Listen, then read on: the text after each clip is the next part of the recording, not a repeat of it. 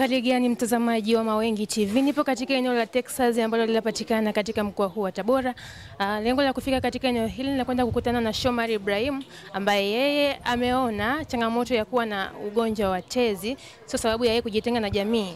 Nitakwenda kuzungumza naye kufahamu ilikuwaje mpaka kupata ugonjwa huu, lakini pia ni sababu zipi ambazo zimemfanya yeye kuamua kujiamini katika jamii ambayo inamzunguka. Nipo naye hapa kuweza kufahamu mengi zaidi kuhusiana na changamoto ambayo inamkumba yeye. Habari? Salama, kwema. Kwema. Kwa faida mtazamaji tunaomba ujitambulishe, unaitwa nani na kazi ambayo unaifanya kiujumla? Mi kwa majina naitwa Shomari Ibrahim, ni mtayarishaji wa vipindi na matangazo. Sawa. Binafsi wewe ni ugonjwa gani ambao unakusumbua na ilikuwaje mpaka kupata ugonjwa huo? Ugonjwa unaonisumbua kitaalamu unaitwa grave disease au thyroid cancer. Maana ugonjwa huu unajumuisha kuumwa vitu vingi sana, unaumwa ngozi, unaumwa moyo, unaumwa macho, lakini yote na yote unaumwa tezi. Tezi inayozalisha homoni inakuwa imeharibika, na maana umepata kansa ya tezi. Ndio shida kubwa inayopelekea matatizo mengine yote. Unaweza kutusimulia binafsi ilikuwaje mpaka hadi kupata ugonjwa huu? Ugonjwa wa saratani ya tezi mara nyingi sana ni kesi ambayo inapata watoto wa kike. Yaani jinsia ya kike ndo naiona sana, lakini kwa jinsia ya kiume ni kesi chache sana.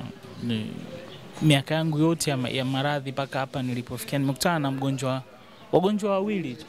Mgonjwa wa kwanza nikutana naye nilikuwa nimetoka kliniki, nimeenda kutolewa news, na alikuwa anaenda kutolewa news, lakini kwa hali aliyokuwa nayo yule mzee sidhani kama yuko hai, na kama yuko hai basi Mungu ni mwema, kwa sababu alikuwa na hali mbaya zaidi kuliko mimi. Binafsi hali ikoje kwa ndugu jamaa na marafiki wanaokuzunguka baada ya kujua kwamba unasumbuliwa na ugonjwa huu? Jamii imeshazoea mtu au ugue malaria au ugue typhoid ya magonjwa yanayofahamika, lakini ukishaugua zaidi ya miaka 3-4 unageuka kuwa kewe, na ukizingatia maradhi tunasema maradhi ni adui wa maendeleo. Unapougua kwa muda mrefu, ina maana wewe na shughuli za kiuchumi ndo mnakuwa mmeachana hapo, na kama huna shughuli za kiuchumi, ina maana hata jamii pia kukusogelea inakuwa ngumu, kwa sababu hakuna mtu ambaye anahitaji kusikiliza changamoto zako. Nadhani hiyo ndio shida pekee ambayo naiona sio kwa upande wangu, kwa watu wengi sana waliougua na kesi za kukimbiwa watu hospitalini ni nyingi, lakini kiukweli mgonjwa anahitaji faraja zaidi, sababu anajua ile shida aliyokuwa nayo ni yeye na Mungu. Kwa hamna sababu ya wewe kumtenga na kumweka mbali.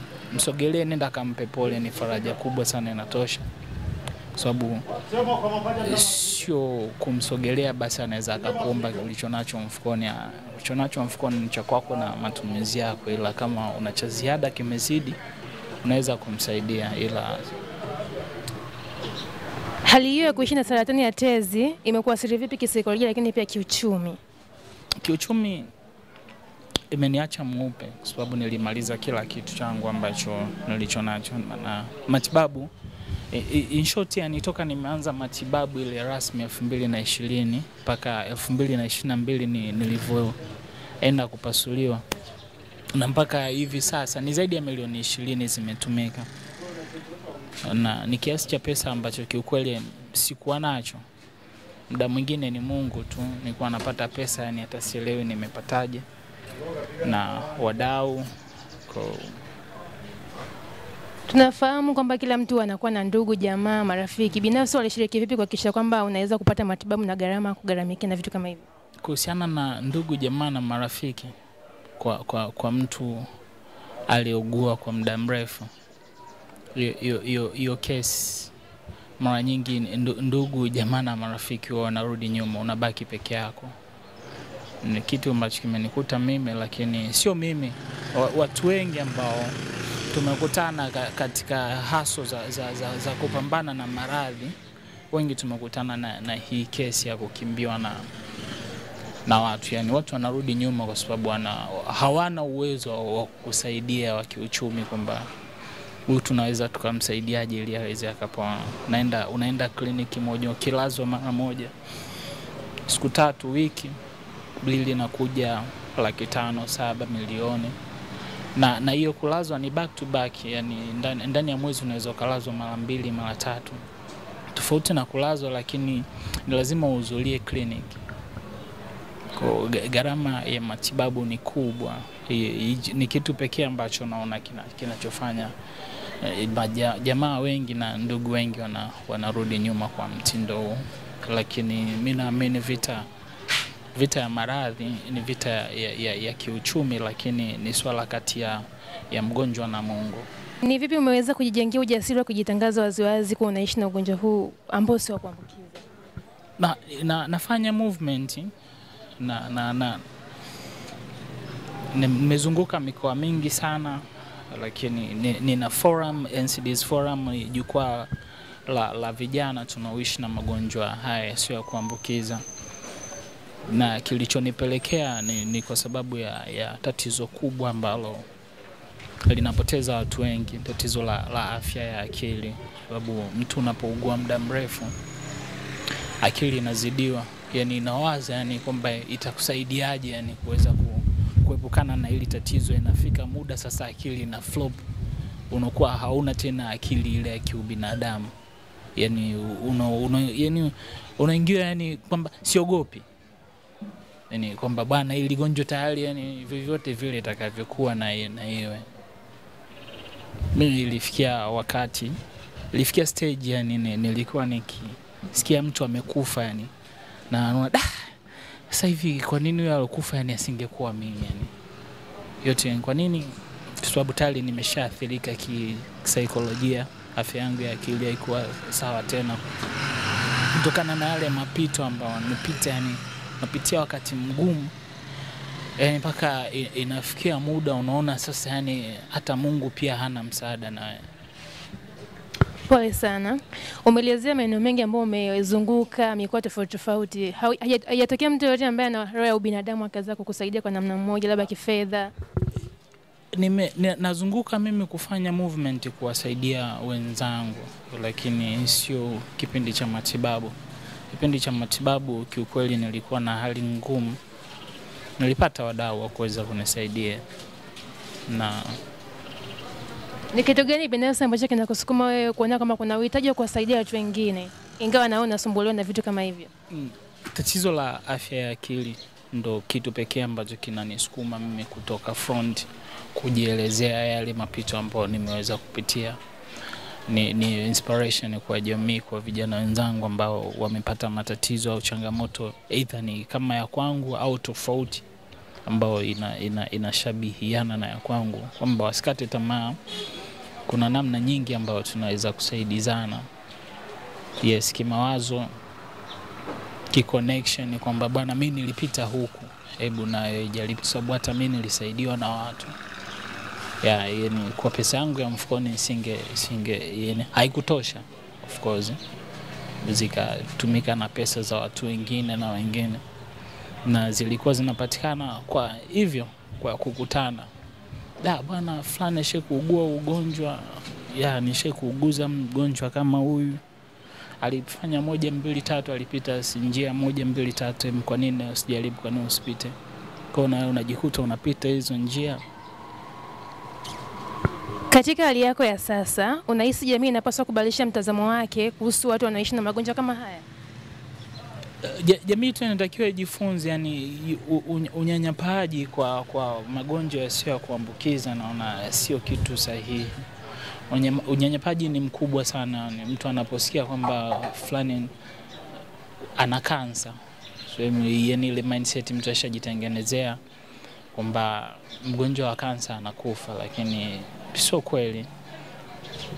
Ugonjwa wa saratani wanaishi kama jinsi ambavyo wanaishi watu wengine. Sema tu ni kwamba ile tofauti kwamba huyu mgonjwa wa saratani anakuwa hana matumaini ya kuishi kwa muda mrefu, lakini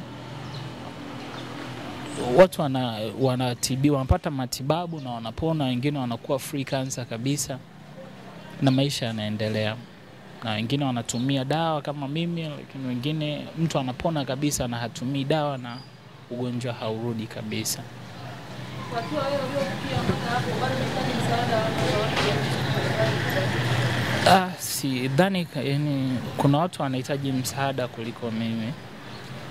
Kwa mimi nitoe tu wito kwa jamii, ninapokutana na mgonjwa msaidie, yani kwa namna yoyote iliwezavyo, na msaada pekee ni kumfikisha mgonjwa hospitali. Je, ni ushauri gani ambao unatoa kwa watu wengine ambao wanaishi na magonjwa kama haya ambayo sio kuambukiza, kujijali na kujitambua kijumla? Wajichanganye na watu, kwa sababu magonjwa sio kuambukiza, tunajijua, tunakuwa na hasira kwa muda mwingi, na hasira mara nyingi zinatupelekea kuanza kujiua. Mimi tayari nishafanya majaribio mara 2 nzima ya kutaka kujiua, lakini ikashindikana. Kwa hiyo kama ni si jamii, hasa wale watu ambao tayari wameshawatenga ndugu zao, wajaribu kukaa nao karibu. Kumwacha peke yake basi tegemea kabisa unamtengenezea kifo aidha cha Mungu au cha kujisababishia yeye mwenyewe kujidhuru. Umesema ushajaribu zaidi ya mara 2 kutaka kujiua. Ni njia gani ambazo ulizotumia, lakini pia ni kitu gani ambacho kilikufanya ufikie hatua hii? Still bado kuna watu ambao wanakutegemea na vitu kama hivyo. Kutengwa na jamii, ni watu hawataji kuisikia nini ulichonacho, na huo ndo kweli, na hiyo ndo shida kubwa ambayo inanikumba mimi na watu na wagonjwa wenzangu ambao tunakutana na matatizo kama mtu hataki umhadisia lakini mimi ile tu kukuhadisia kwamba kukwambia bwana wewe napitia changamoto 2-3 ni sehemu ya matibabu kwangu. Nafsi inapumua, naona kama nimeshusha mzigo mkubwa ambao nilikuwa nimebeba. Sasa ile hali ya nafika unazungumza, unaona watu wanakukrush, unaona au kwa sababu sina kitu nishapoteza, au kwa sababu mimi naumwa, they don't want to see me here, wanataka nife labda au vipi. Kwa vile vitu nikitoka nikienda kukaa peke yangu naanza kuwaza, inawezekana hata ulizungumza kwa bahati mbaya kwa hali ya utani, lakini baadaye mimi naenda naliwaza sana hilo jambo. Bwana huyo ni Shomari Ibrahim ambaye ameweza kuelezea ugonjwa unaomkumba, lakini pia ameweza kutoa ushauri kwa jamii kuachana na tabia ya kuwatenga watu wenye changamoto kama hizi, na badala yake kuwatia moyo na kuwapa msaada ili kuweza kuepukana na changamoto kama hizi. Nilikuletea mahojiano kutoka katika eneo hili la Texas mkoani Tabora. Langu jina ni Diana Masai. Tafadhali endelea kufuatilia Mawengi TV.